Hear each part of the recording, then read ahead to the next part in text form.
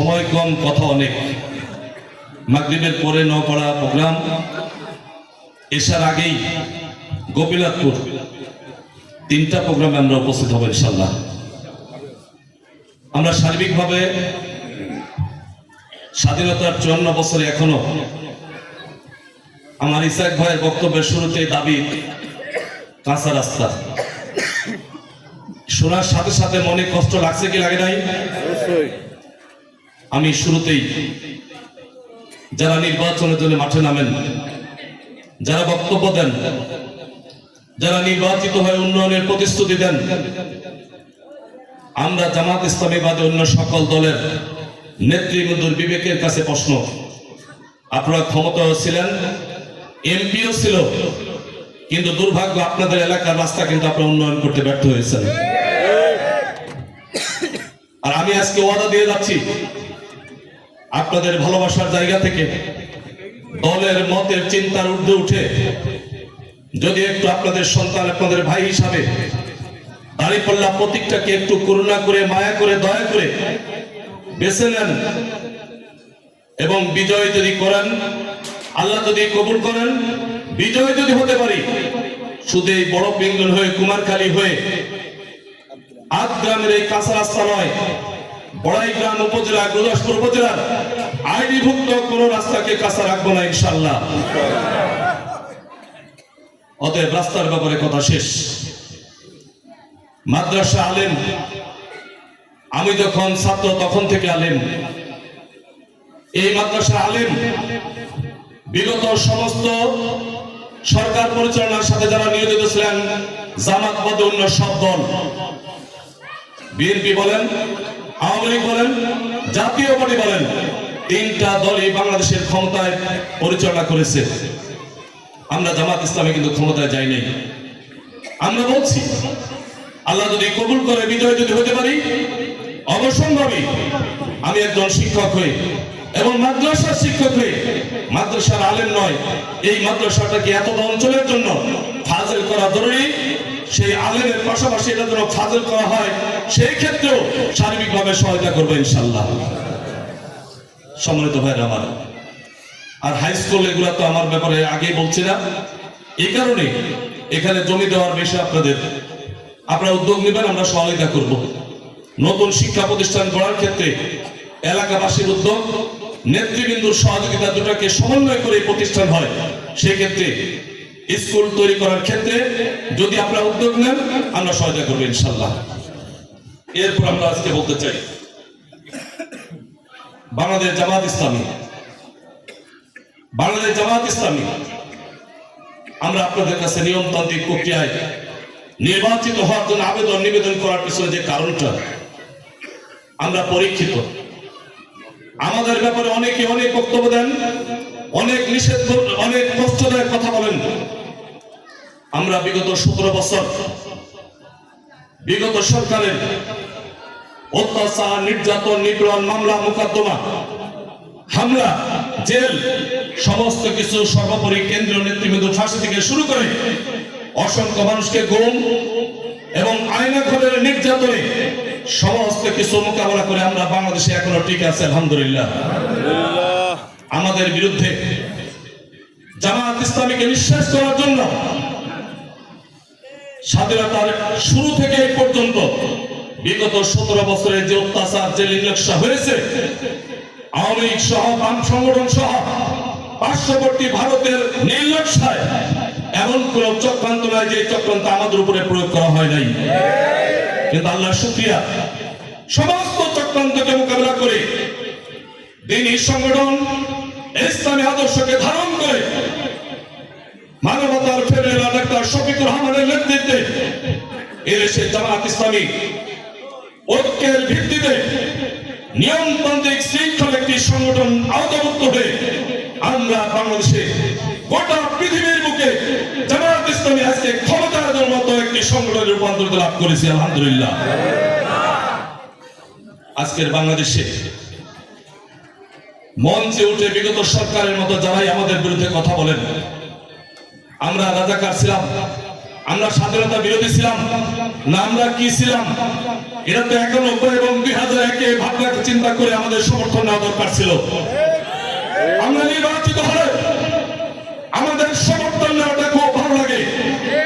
আমাদের সাথে পরকীয়া করে শুধু মজা ভোগ করবেন, সেই ক্ষেত্রে খুব মজা। যেদিন বন্ধ করে দিবে পরকীয়া, বিয়ের দাবিতে যখন বলবে আমাকে বিয়ে করতে হবে, তখনই নির্দিষ্ট পতিতা অমুক তমুক বলে গালি দেবেন। এটা আর বাংলাদেশের মানুষ খাবে না। বাংলাদেশের মানুষ স্বাধীনতার পক্ষের শক্তি বলে 17 বছর বিগত সরকার যে দৃষ্টান্ত স্থাপন করে গেছে, সেই দৃষ্টান্তের একটা নমুনা হচ্ছে দেশের দুর্নীতি করে, চাঁদাবাজি, সন্ত্রাসী, দখলদারি করে কানাডায় বাড়ি, বিদেশে বাড়ি, হাজার হাজার কোটি টাকা তছরুপের দৃষ্টান্ত বাংলাদেশে আছে। আজকের প্রেক্ষাপটেও যারা মঞ্চে উঠে জামাতকে গালি দেন, জামাতকে বিভিন্ন কথা বলেন, জামাতকে রাজাকার বলেন, স্বাধীনতা বিরোধী বলেন, তাদের উদ্দেশ্য একটাই, দেশপ্রেমিক জামাতকে বাদ দিয়ে তাদের যেন ক্ষমতা যেতে পারে। তারা বিগত সময় ক্ষমতায় গিয়েছে, আগামী দিনেও ক্ষমতায় গেলে এই বাংলাদেশে বিগত সরকারের নেতৃস্থানীয় হচ্ছে আর কিছু কি আমাদেরকে উপহার দেবে বলে মনে করেন আপনারা? অতএব আমরা বলতে চাই মানবতার ফেরিওয়ালা ডাক্তার শফিকুর রহমান চ্যালেঞ্জ করে বলে দিয়েছেন, জামাতের নির্বাচিত এমপিরা কোন সরকারি বরাদ্দ প্লট নিবে না, সরকারি বরাদ্দ কোনো গাড়ি নিবে না। ব্যবহারের জন্য যে গাড়ি শুধু সেটাই থাকবে শুল্ক মুক্ত, সেই গাড়ি জামাত ইসলামের কোন এমপিরা নিবে না। সম্মানিত ভাইরা আমার, আমাদের মতো জামাত ইসলামের আমিরের মতো স্পষ্ট ভাষায় নির্বাচিত নেতৃত্বকে এমপি হলে চাঁদাবাজি, সন্ত্রাসী, দখলদারির ক্ষেত্রে 100% নজরদারিতে রাখা হবে, এই ব্যাপারে সুস্পষ্ট বলে দেওয়া আছে। আজকে যারা এই কয়েকদিন আগে আপনারা আমাদের বিরুদ্ধে মঞ্চে উঠলে এই কথা বলেন, তাদেরকে বিনয়ের সাথে আবেদন, একটু দয়া করে আমরাও নির্যাতিত, আপনারাও নির্যাতিত, সহনশীল হয়ে আগামীর বাংলাদেশটাকে 24-এর আন্দোলনে জীবন দিয়ে যারা সুন্দর একটা বাংলাদেশ দেখতে চেয়েছে, তাদের সেই রক্তের দিকে তাকিয়ে একটু সহনশীল হন, একটু নম্র হন। নমর সেন পান্নার দিকে মাথা খারাপ, গোটা দেশে জ্বালাও পড়া শুরু হয়েছে, দলীয় কন্দল, এখানে গ্রুপিং, ওখানে গ্রুপিং, এই গ্রুপের চাঁদাবাজি, ওই গ্রুপের চাঁদাবাজি, বিচারের নামে মত সৃষ্টি, যেই নৈরাজ্য বাংলাদেশে সৃষ্টি করেছেন, এই বাংলাদেশের মানুষ আর এগুলো দেখতে চায় না। এখন বাংলাদেশের মানুষ নিয়মতান্ত্রিক প্রক্রিয়া একটা সুন্দর বাংলাদেশ দেখতে চায়।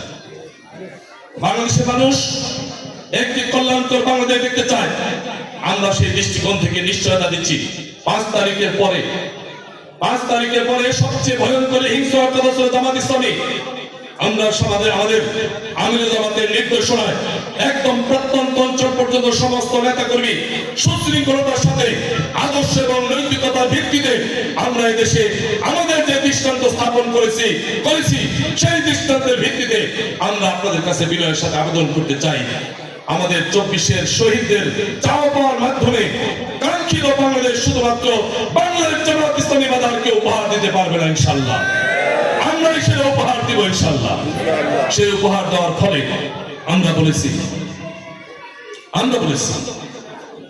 আমরা নিয়মতান্ত্রিক প্রক্রিয়ার বিগত সরকার হুমকি ধুমকি, কন্ট্রোল, ভোট কেন্দ্রে যাওয়া বন্ধ করার যে ষড়যন্ত্র করেছিল সব রুখে দিয়ে 24-এর আন্দোলন আমাদেরকে সফল করে দিয়েছে।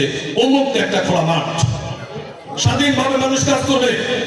এখনো 2-1 যারা বিভিন্ন সময় ভোট কেন্দ্রে যেতে দিব না, এই করব ওই করব, আমি তাদের সাথে বিনয়ের সাথে অনুরোধ করব। গতকালকে আমরা বড়াইগ্রাম পাইলট উচ্চ বিদ্যালয় খেলার মাঠে একই সাথে 2 জন প্রার্থী খেলার মাঠে আমরা প্রচারণা চালিয়েছি। 2 জন সবসময় কথাবার্তা হয়। আমরা বলেছি আমরা শান্তিপূর্ণ নির্বাচন উপহার দেব বাংলাদেশের মধ্যে, আলহামদুলিল্লাহ। অতএব 2-1 জন কর্মী যারাই আছেন, আমি আমাদের কর্মীদের বলছি, সেই প্রতিশ্রুতি বাস্তবায়নের জন্য আমার সমস্ত কর্মীরা সহনশীল, ধৈর্যশীল, নিয়মতান্ত্রিকতা মেনে আইনের প্রতি শ্রদ্ধাশীল হয়ে আপনাদের নির্বাচনী কার্যক্রম পরিচালনা করবেন। যদি যেটুকু উশৃঙ্খলতা হয়ে গেছে, আমার কর্মীদেরকে বিনয়ের সাথে আবেদন করব, সমস্ত উশৃঙ্খলতা পরিহার করবেন, সহনশীল হন, ধৈর্যশীল হন, শান্ত শিষ্টভাবে নির্বাচন পরিচালনা করেন। নির্বাচনী মাঠে বিরোধিতা থাকবে, নির্বাচনী মাঠে গঠনমূলক সমালোচনা থাকবে। আপনিও গঠনমূলক সমালোচনার আচরণের মাধ্যমে জবাব দেন, বক্তব্যের মাধ্যমে জবাব দেন। আইন হাতে তুলে নিয়ে কাউকে প্রয়োগ করে কখনো আদর্শ প্রচার করে শ্রেষ্ঠত্ব অর্জন করা যায় না। অতএব আমার ভাইদেরকে অনুরোধ করব, দয়া করে সহনশীল হবেন, ধৈর্যশীল হবেন, বিনয়ী হবেন, হৃদ সন্তুষ্ট নয়, সাহসিকতার সাথে বিনয়ী হওয়ার মধ্যে সবচেয়ে বড় কৃতিত্ব। অতএব বিনয়ী, সাহসী এবং বিচক্ষণতার মাধ্যমে আগামী নির্বাচনে আমরা সামনে আগাবো ইনশাআল্লাহ। সম্মানিত ভাইরা আমার, অপরদিকে বিপরীত দলের